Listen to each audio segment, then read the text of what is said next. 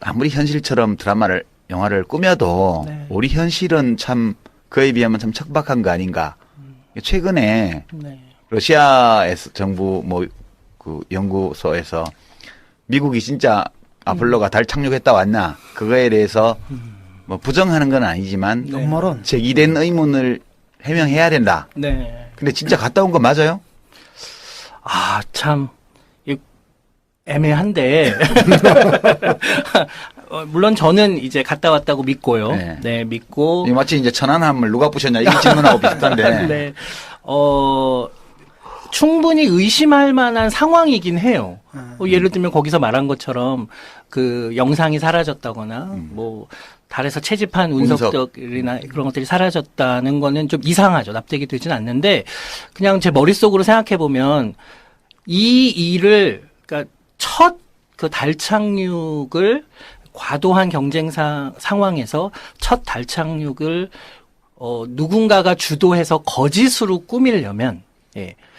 굉장히 위에서부터 아주 용의주도하게 많은 사람들이 관여되고 이게 비밀로 지켜져야 되는데 그게 현실적으로 쉽지 않을 것 근데 같아서 한 가지 질문, 그러니까 제가 제일 네. 납득이 안 되는 한 가지 네. 의문인데요. 네, 네. 인터스텔라 보면서도 그 생각이 계속 났어요. 우리가 우주선을 여기서 띄울 때 네. 어마어마한 발사 시설을 가지고 띄우잖아요. 네. 띄워서 지구의 중력장을 돌파해서 네. 다른 천체의 중력장으로 들어가서 거기 착륙했다 온 거 아니에요. 맞습니다. 그럼 여기 지구 중력장을 돌파하기 위해서 네. 어마어마한 발사 장치와 에너지가 있어야 됐고 1단, 2단, 3단으로 해서 나중에 우주선 조그만 것만 올라가서 돌파를 하잖아요. 네. 그러면 달에 착륙한 아폴로 몇 호야 그게? 네. 13호인가? 뭐 그게 계속 9호부터. 달의 네. 중력장을 벗어나려면 네. 다시 추진 시설이 있어야 되잖아요. 네. 그거 어디 있었어요? 로켓 저기 그 안에 착륙선에 있었죠. 근데 아니, 아무리 달의 중력장이 지구의 중력장이 6분의 1밖에 안 네. 된다고 그러지만 네. 적어도 지구에서 발사한 것의 6분의 1 정도의 에너지는 낼 수 있는 발사 시설이 있어야 될 거 아니에요. 근데 어떻게 우주선이 가서 달 착륙 탁 해가지고 우주인이 착 내려서 암석도 채취하고 그런 다음에 그걸 가지고 왔는데 발사대가 어디 있는 거예요? 네. 난 그게 유일한 의문이야. 네. 근데 그거는 사실은 그 이후로도 달에 우리가 한두 번 간 게 아니라 여러 번 갔고. 예, 거의 9번 이상 갔고요. 사람이? 예, 사람이. 암스트롱이 거기에 간 것에 대해서 사실 의심하는 거지. 그 이후에 사람들이 간 거에 대해서 의심 안 해요? 의심하는 거는 아닙니다. 근데 제 질문에 한번 대답을. 네.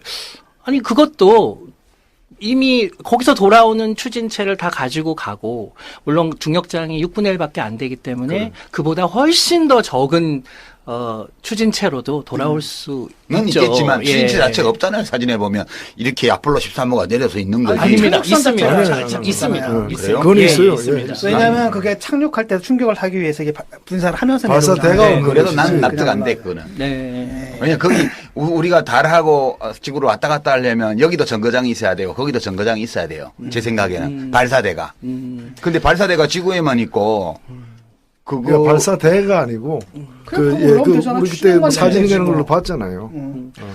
아니, 밑에 이거 이렇게 밑에 어마어마한 게 처음에 쏘아 올려서 아폴로 출발할 때는 그거는 여기서 나갈 중간에 때 떨어지고 나갈 떨어지고 때 해서 지금 맨 마지막에 아니, 우주선만 날아간 거 아니에요. 중력이 다르죠. 중력이 크기가 다르니까. 크기가 다르니까 그래도 그 우주선에 그러면 달에서 발사할 발사대를 달고 갔다고 나는 그건 발사대를 좀 달고 이상하더라고. 간 게 아니라. 이제 이런 분이 과학을 못하는 거죠, 그러니까. 합리적인 의심이에요. 합리적인 이거는. 의심이고 유시민 선생님을 설득하기 위해서는 우리가 달에 가야죠. 그래서 모두가 생중계돼서 어떻게 돌아오는지까지 다 볼 수 있어야죠. 네. 자, 그 밖에도 또 뭐 영화 허는 보셨나요? 맞습니다. 어떻습니까? 제가 너무 좋아하는 영화죠. 네. 네. 현실성은 떨어집니다만.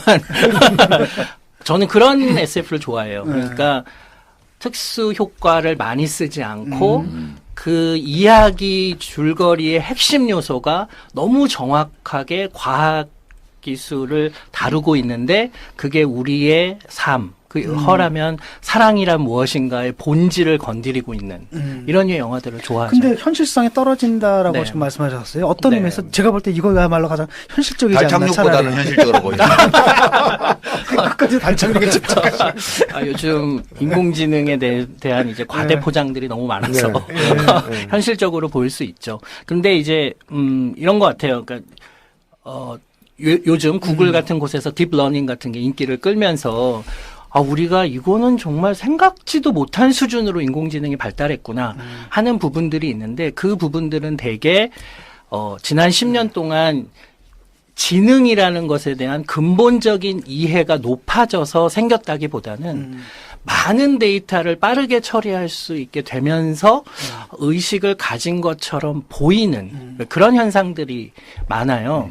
근데 이 허는 의식 자체를 갖고 있는 것처럼 보여요. 이 OS가. 남자를 쳐버리기도 하고. 예, 그리고 동시에 많은 사람, 그러니까 스스로 판단하고 사랑이라는 걸 배워나가잖아요. 이게 사람하고 컴퓨터의 제일 다른 점이거든요. 그러니까 무슨 얘기냐면 인간은 원래 오류 투성이에요. 오류 인식으로 세상을 살아요. 그러니까 굉장히 쉽게 사람을 단정하고 단순화해서 파악하고 그냥 모방하고 그런데 그 논리들이 사실 형식 논리학으로 생각해 보면은 다 틀린 논리들인 거죠. 예. 그 블랙스완 하나 나오면은 다 무너질 만한. 근데 그런 오류 투성이를 조금씩 줄여나가면서 이제 인식의 틀을 만들어 나가는데 컴퓨터는 본질적으로 정확해야 된다라는 걸로부터 출발했어요. 그래서 정확하려면 굉장히 느릴 수밖에 없고. 그래서 우리는 정확하지만 그 느린 걸 조금씩 빨리 해가는 과정으로 발달해 온 거거든요. 인간의 뇌는 빠르지만 오류투성인데 이 오류를 조금씩 줄여나가는 방식으로 발달해 왔고. 근데 이 둘이 작은 차이처럼 보이지만 완전히 다른 결과물들을 만들어냈고. 그래서 이 허처럼 상황들을 맞이하면서 상황을 인식하는 주체를 만들지도 못하고 지금의 컴퓨터는 그러니까 저는 뭐 흔히 말하는 강한 인공지능 이런 의식을 갖고 스스로 판단하고 심지어는 인간을 하수로 놓는 이런 일들이 일어날 수 있는 아무런 과학적 근거가 없는 상황인 거예요. 지금은 왜냐하면 우리 뇌가 어떻게 그런 의식을 만들었는지를 모르니까.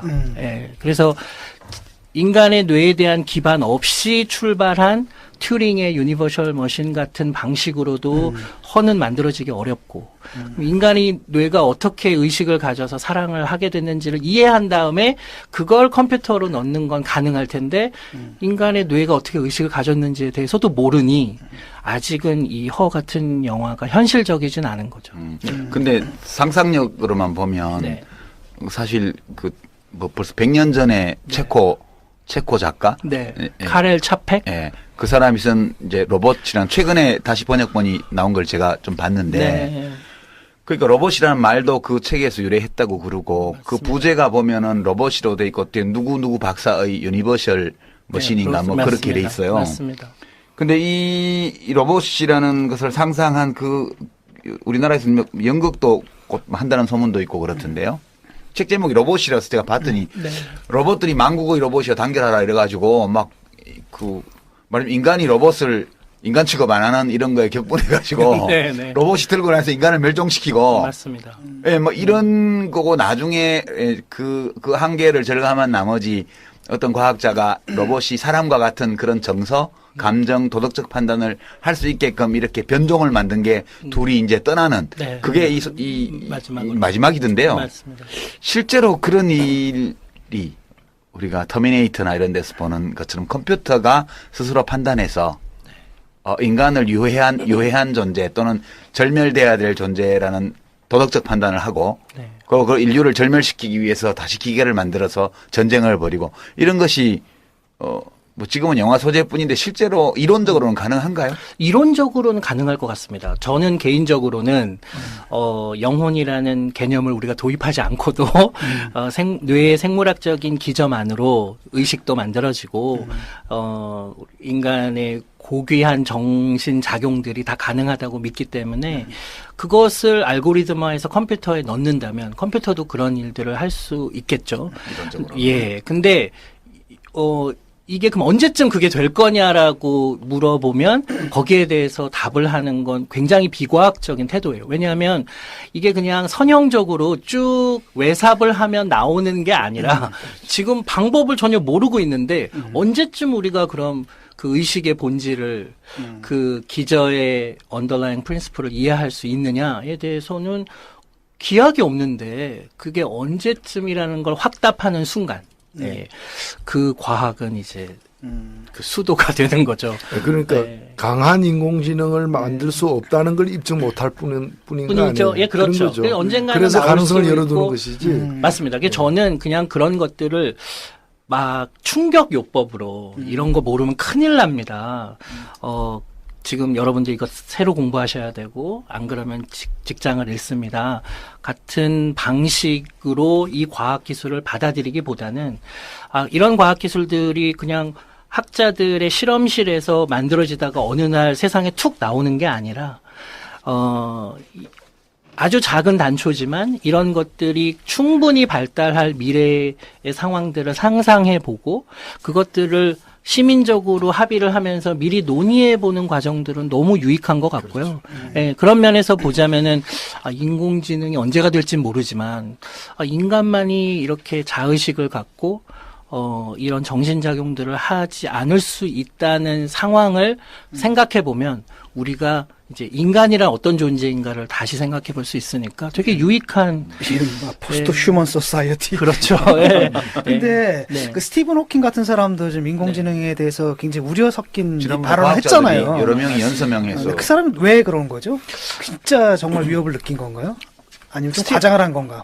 아니 근데 저는 스티븐 호킹은 충분히 그런 발언을 할 수 있을 거라고 생각이 들어요. 왜요? 왜냐하면 본인에게 있어서 물질적인 몸이라는 건 사실상 의미가 없고 순전히 정신작용으로만 삶을 영위하고 있는데 그럼 나는 컴퓨터랑 뭐가 다른가에 대해서 끊임없이 질문을 했을 것 같아요.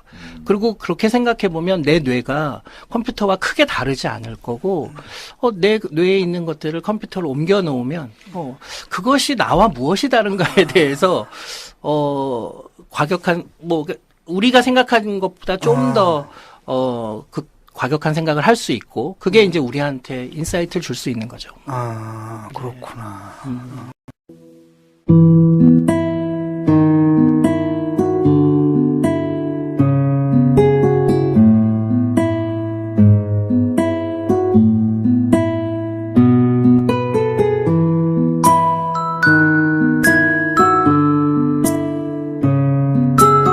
이제 갔다 왔다고 믿고요. 네. 네, 믿고. 이 마치 이제 천안함을 누가 부셨냐 이 질문하고 비슷한데 네. 충분히 의심할 만한 상황이긴 해요. 예를 들면 거기서 말한 것처럼 그 영상이 사라졌다거나 뭐 달에서 채집한 운석들이나 그런 것들이 사라졌다는 거는 좀 이상하죠. 납득이 되진 않는데 그냥 제 머릿속으로 생각해 보면 이 일을 그러니까 첫 그 달 착륙을 과도한 경쟁 상황에서 첫 달 착륙을 누군가가 주도해서 거짓으로 꾸미려면 굉장히 위에서부터 아주 용의주도하게 많은 사람들이 관여되고 이게 비밀로 지켜져야 되는데 그게 현실적으로 쉽지 않을 것 근데 같아서 한 가지 질문, 그러니까 제가 제일 네. 납득이 안 되는 한 가지 네. 의문인데요. 네, 네. 인터스텔라 보면서도 그 생각이 계속 났어요. 우리가 우주선을 여기서 띄울 때 네. 어마어마한 발사 시설을 가지고 띄우잖아요. 네. 띄워서 지구의 중력장을 돌파해서 네. 다른 천체의 중력장으로 들어가서 거기 착륙했다 온 거 아니에요. 맞습니다. 아무리 현실처럼 영화를 꾸며도 네. 우리 현실은 참 그에 비하면 참 척박한 거 아닌가. 최근에 네. 러시아에서 정부 그 연구소에서 미국이 진짜 아폴로가 달 착륙했다 왔나 그거에 대해서 뭐 부정하는 건 아니지만 네. 역마론. 제기된 의문을 해명해야 된다. 네. 근데 진짜 갔다 온 거 맞아요? 참 애매한데 물론 저는 그럼 여기 지구 중력장을 돌파하기 위해서 네. 어마어마한 발사 장치와 에너지가 있어야 됐고 1단, 2단, 3단으로 해서 나중에 우주선 조그만 것만 올라가서 돌파를 하잖아요. 네. 그러면 달에 착륙한 아폴로 몇 호야 그게? 네. 13호인가? 뭐 그게 계속 있죠, 9호부터. 달의 네. 중력장을 벗어나려면 네. 다시 추진 시설이 있어야 되잖아요. 네. 그거 어디 있었어요? 로켓 저기 그 안에 착륙선에 있었죠. 근데 아니, 다른 아무리 달의 중력장이 지구의 중력장이 6분의 1밖에 안 된다고 네. 그러지만 네. 적어도 지구에서 발사한 것의 6분의 1 정도의 에너지는 낼 수 있는 발사 시설이 있어야 될 거 아니에요. 근데 어떻게 우주선이 가서 달 착륙 탁 해가지고 우주인이 착 내려서 암석도 채취하고 그런 다음에 그걸 가지고 왔는데 발사대가 어디 있는 거예요? 네. 내 그게 유일한 의문이야. 네. 근데 그거는 사실은 그 이후로도 달에 우리가 한두 번 간 게 아니라 여러 번 갔고. 예, 거의 9번 이상 갔고요. 그리고- 사람이? 예, 사람이. 암스트롱이 거기에 간 것에 대해서 사실 의심하는 거지. 그 이후에 사람들이 간 거에 대해서 의심하네요? 의심하는 거는 아닙니다. 근데 제 질문에 한번 대답을. 네. 아니, 그것